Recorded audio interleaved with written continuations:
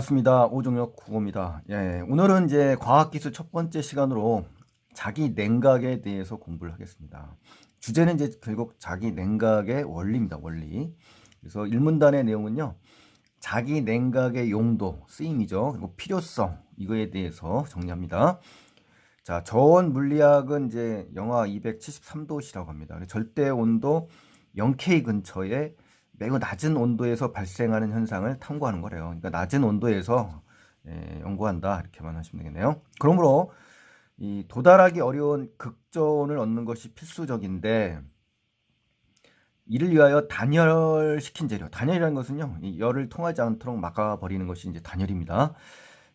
그래서 재료에 가해지는 이 자기장을 바꿈으로써, 자, 자기장을 바꾸는 거예요. 그래서 냉각을 일으키는 방법인 자기 냉각이 많이 활용된다. 이렇게 해서 용도와 필요성에 대해서 이야기를 한 거네요. 자기 냉각에. 자, 그럼 두 번째는 뭡니까? 이 팽창 냉각의 원리가 있네요. 자기 냉각과 비교를 해야 되겠죠? 그래서 이걸 이해하기 위해서, 자기 냉각의 원리를 이해하기 위해서 좀 더 일반적으로 잘 알려진 이 평창 냉각을 좀 살펴보자 이거죠. 그렇죠? 네. 그래서 기체는 고체나 액체에 비해 어때요? 부피가 쉽게 변한대요. 부피가. 그렇죠? 그래서 팽창 냉각에는 이제 기체가 활용이 된다 이거죠. 그래서 실린더 안에 부피가 V1인 기체 시료가 있다고 생각합시다 이거예요. 시료라는 거는 이제 검사나 시험 따위에 쓰이는 물질이에요. 실린더는 온도가 T1으로 일정하게 유지되는 열 저장체와 접촉한 상태라고 합니다. 열 저장체와 실린더가 접촉한 상태예요. 그래서 먼저 우선 이제 첫 번째 등원이라는 건 온도가 같은 거죠. 이런 등원이 과정에서, 온도가 같아지는 과정에서 피스톤을 밀어 온도 T1의 기체 시료를 서서히 압축시킨다고 합니다. 피스톤을 밀으니까 압축이 되겠죠. 그럼 외부의 힘이 시료의 일을 해주겠죠. 그래서 기체 내부에 열이 발생하지만 그 열은 어떻게 됩니까? 열 저장체로 전달됩니다. 그 열이 이제 열 저장체로 이동하면서 기체 온도는 그냥 원래대로 T1으로 유지된다는 겁니다. 이게 바로 등원 과정을 지금 설명한 거예요. 그 다음에 단열 과정입니다. 단열 과정. 이제는 등원 과정과 단열 과정을 나눠서 살펴보셔야 돼요. 기체 시료와 열 저장체의 열적 연결을 끊어버리는 거죠. 이제 시료와 열 저장체를 끊어버리니까 단열 상태가 된 거죠. 그럼 기체 시료를 팽창시켜 가지고, 자, V2의 부피에 이르게 되면 시료는 팽창하면서 또 일을 막 할 거 아닙니까? 그래서 시료의 온도가 점점 감소하여 T2에 이르게 된다는 겁니다.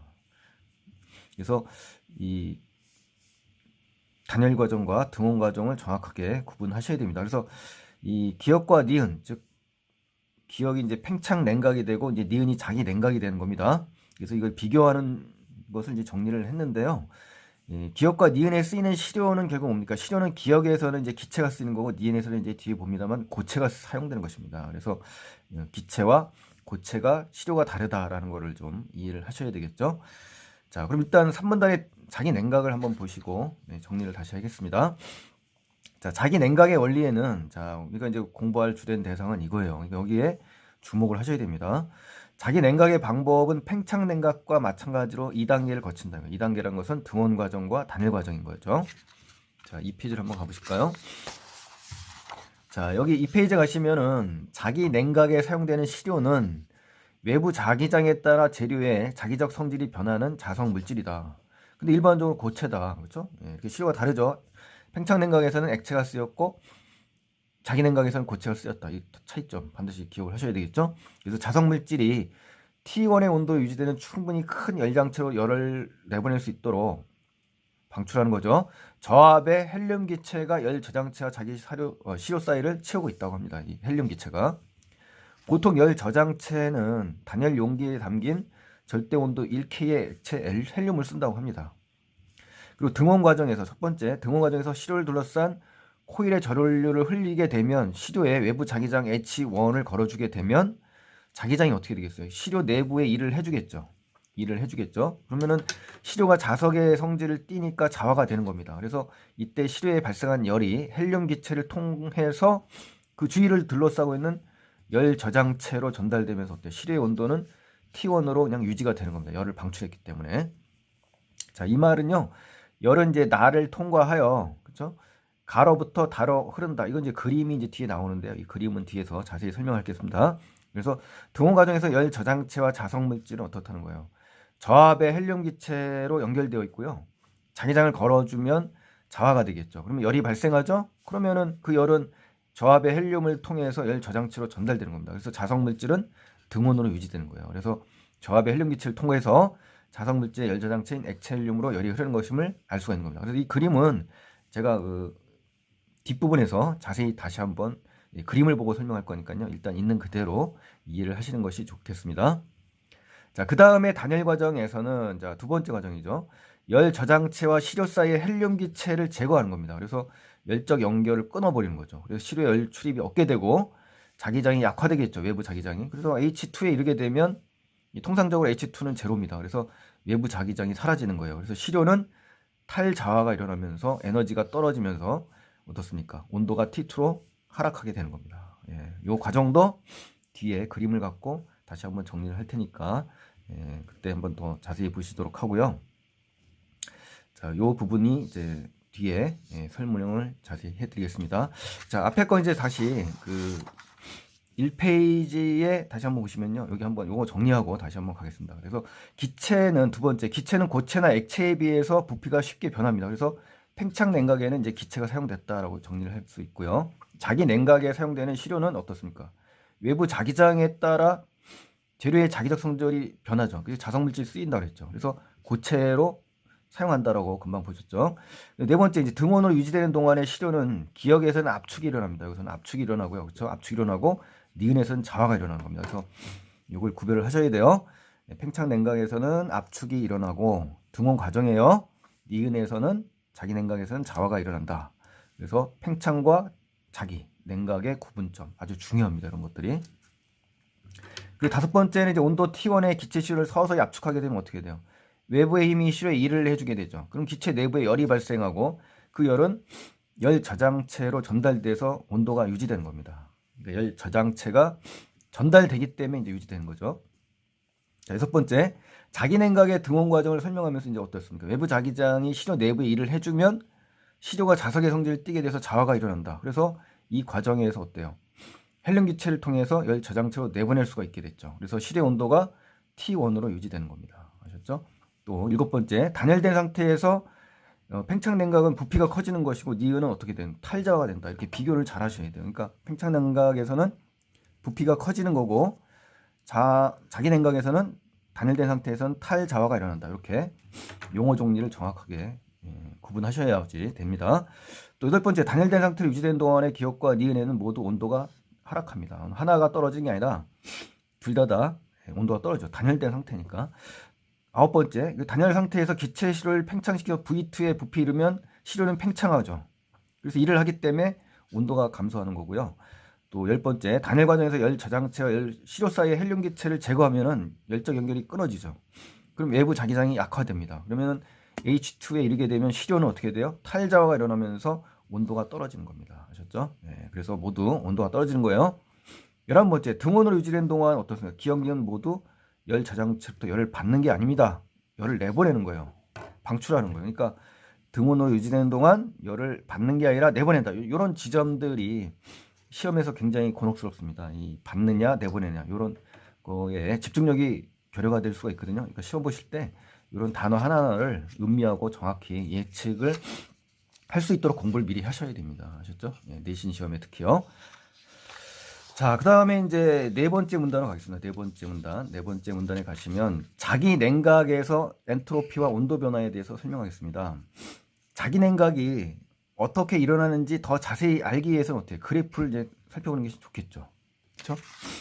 그래서 실제로 자기 냉각에 많이 사용되는 재료인 상자 성체에 대하여 수행한 자기 냉각 전체 과정을 절대 온도 T에 대한 엔트로피 S의 그래프로 표현한 것이 이제 그림입니다. 뒷부분에 나옵니다. 그림이. 그리고 상자성체라는 건요. 외부 자기장이 가해지면 자기장과 같은 방향으로 자성을 띠게 되죠.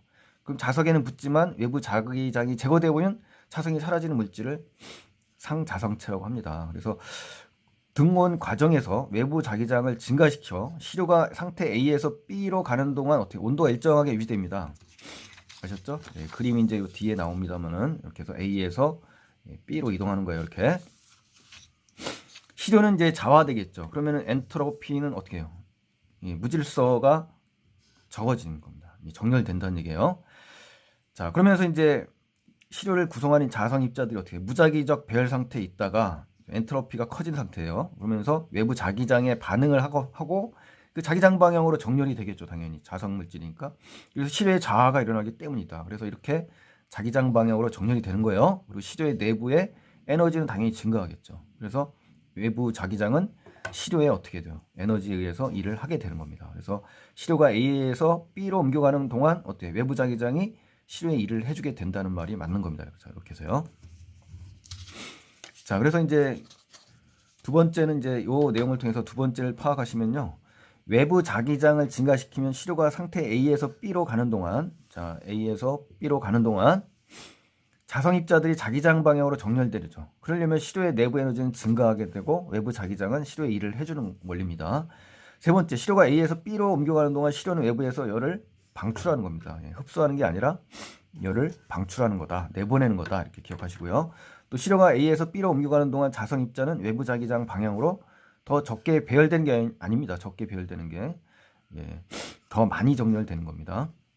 자, 외부 자기장을 증가시키게 되면요, 시료 A에서 B로 가는 동안 온도가 일정하죠. 그래서 시료는 자화되는 겁니다. 등온 과정에서.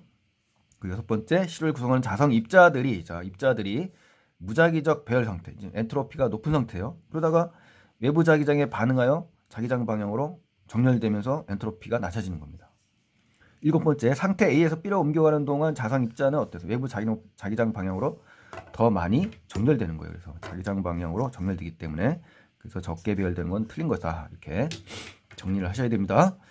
자, 그 다음에 이제 단열 과정입니다. 단열 과정에서는 시료가 열적으로 고립된 상태잖아요. 그러니까 자기장을 약화시키면 시료가 상태 B에서, 자, B에서 어디로 가요? C로 가는 거죠, C로. 그럼 이 과정에서 시료는 내부의 입자의 배열이 제멋대로 흐트러져서 자성 입자의 자성이 서로 상쇄되는 탈자화가 일어납니다. 탈자화. 자, 자성이 서로 상쇄되는 탈자화를 겪게 되고 동시에 내부 에너지는 떨어지겠죠. 그래서 온도가 하락하게 되는 겁니다. 자, 그래서 단열 과정에 대한 이야기를 하면요, 시료가 상태 B에서 C로 옮기는 동안 시료 내부의 에너지는 증가가 아니라 감소하는 겁니다. 감소하는 거예요. 그리고 상태 B에서 C로 옮겨가는 도중에 시료는 내부의 입자의 배열이 제멋대로 흐트러진다라고 했고요. 또 자성 입자와 자성이 서로 상쇄되는 탈자화를 겪게 된다. 기억하시고요. 세 번째 아실 거는 동시에 내부 에너지가 낮아져요. 그러면서 온도가 하강하게 되는 거고, 또 상태 B에서 C로 옮겨가면서 시료의 내부 에너지는 온도가 떨어지면서 또 감소하는 겁니다. 또 시료가 상태 B에서 C로 가면서 어떻게 돼요? 시료에 걸린 외부 자기장은 점점 강해지는 게 아니라 약해지는 겁니다. 그래서 시료는 단열된 상태이기 때문에 외부 자기장이 약해지면 B에서 C로 가면서 어떻습니까? 외부 자기장은 점점 약해지는 겁니다. 그래서 이러한 원리들을 익히셔야 합니다. 제가 지금 조각조각 지금 문장을 나눠서 했던 이유는요, 여러분이 내신 시험에 특히 나누어서 복잡하게 단어로 굉장히 괴롭힙니다. 그래서 정확하게 다양한 경우의 수를 따져서 대비를 하시는 것이 좋습니다. 그래서 이렇게 일부러 한 거니까요, 정리를 잘 하시면 좋겠습니다. 자, 다섯 번째 문단입니다. 자기 냉각에서 이제 극저온을 얻기 위한 고려 사항이다. 그래서 자기 냉각의 단일 과정에서 자기장의 세기가 많이 줄일수록 실의 온도를 더 많이 낮출 수 있다. 그러니까 비례하네요. 자기장의 세기와 온도가. 그래서 자기장의 세기를 0 테슬라로 줄이면 서로 실의 온도는 0K에 도달해야 할 것이지만 실효 내부의 입자는 어때요? 외부 자기장 외에도 그 입자의 주변에 있는 다른 자성 입자들이 미치는 자기장, 즉 내부 자기장의 영향을 받기 때문에 외부 자기장이 사라져도 실의 온도는 0K로 떨어지지 않는다는 겁니다. 이거 기억하시고요. 그러면 어떻게 해요? 더 낮은 온도를 얻고자 할 때는 어떻게 한다? 자기장의 세기를 되도록 작게 하고 해야 된다는 거죠. 이를 위해서 어떻게 해야 돼요? 시료로는 상자성체이면서 자성 입자의 밀도가 굉장히 낮아야 됩니다. 밀도가 낮아야 된다. 그리고 자성 입자 사이사이를 자성 입자를 포함하지 않은, 그렇죠?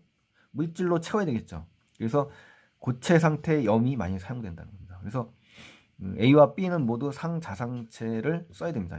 A와 B 요겁니다. 예를 들면 자성 입자인 철 이온이, 자성 입자가 철 이온이에요. 비자성 물질 사이에 드문드문 분포하는 황산 제이철 암모늄 1, 2 수화물로 이제 쓴다고 합니다. 그래서 0.5T의 외부 자기장, 1K 온도에서 시작하여 0.09K까지 온도를 낮출 수가 있다고 하네요. 그렇죠?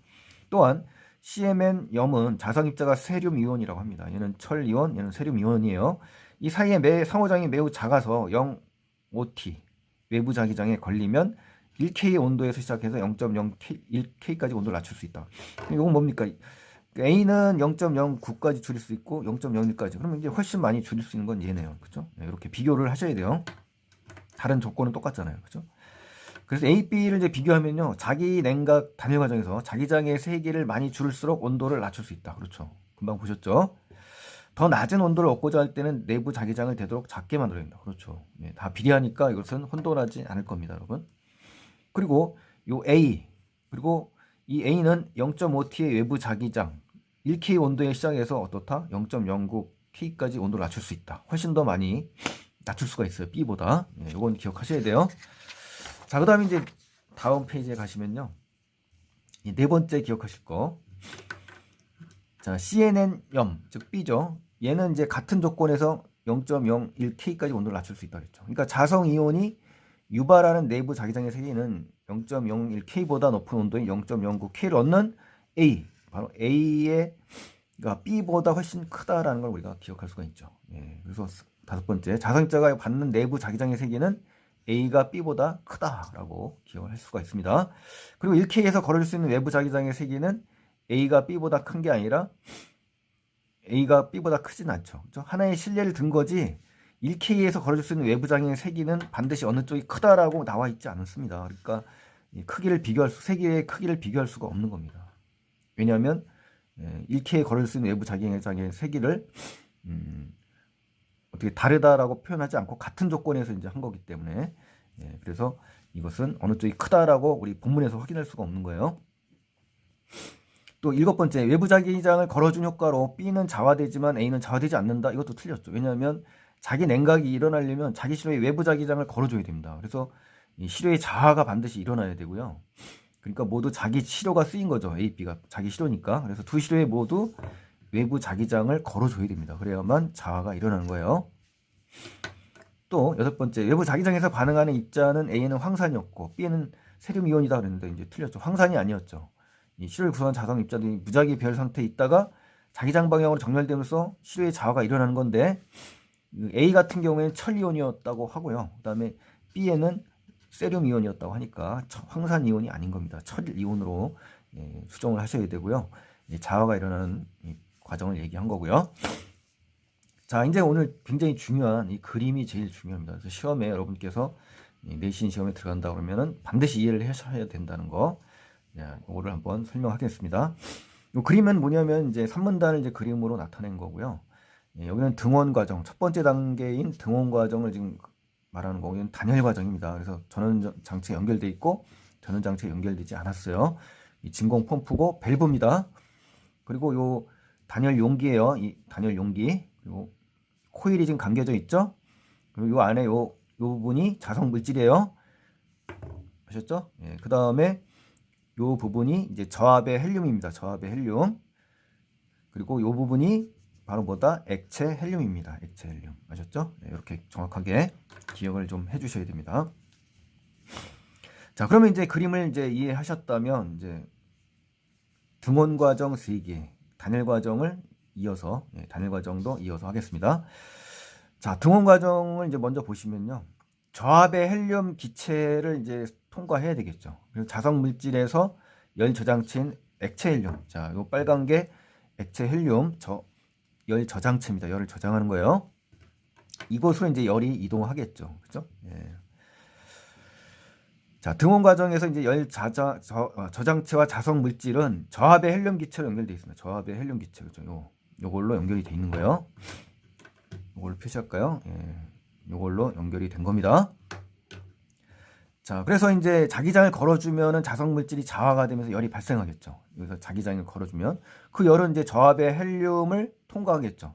저압의 헬륨을 통과해서 열 저장체인 어디요? 액체 헬륨으로 가겠죠. 그래서 자성 물질은 등원으로 유지되는 겁니다. 이해하셔야 돼요, 반드시. 저압의 헬륨을 통해서 열 저장체로 전달되기 때문에 자석 물질은 그 열을 일정하게 유지할 수 있다는 겁니다. 굉장히 중요한 겁니다. 이걸 이해하지 못하면 큰일입니다. 그리고 두 번째로 이제 등원 과정 한 번 더 얘기하면요. 액체 헬륨은 액체 헬륨 열 저장체죠. 단열 용기에 의해 외부와의 열적 접촉이 차단됐죠. 자, 차단됐죠. 이렇게 차단돼서 어떻게 됐다? 일정하게 1K의 온도를 유지할 수 있는 겁니다. 그렇죠? 그래서 열 저장체는 단열 용기에 담긴 절대 온도 1K의 액체 헬륨을 쓴다고 또 본문에 나왔습니다. 또 자화가 일어나면 실외에 발생한 열이 주변을 둘러싼 열 저장체로 전달돼서 실외 온도는 T1으로 유지될 수가 있는 겁니다.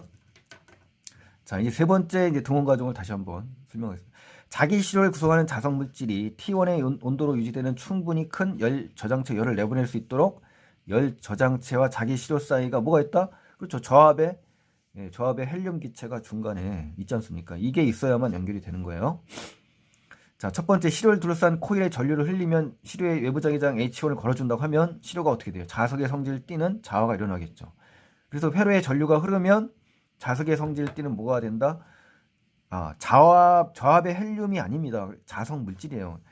그렇죠? 자석의 성질을 띠는 건 자성이지 저압의 헬륨이 아닙니다. 저압의 헬륨은 열 저장체예요. 열 저장체. 이 자석 물질의 열이 일로 이동하는 장소지 자석의 성질을 띠는 게 아닙니다. 그래서 이번 시험에서는 바로 이런 것들이 학생들을 괴롭히는 그 어려운 요소입니다. 그래서 이런 부분들을 연습을 하셔야 됩니다. 독서 연습을 하실 때.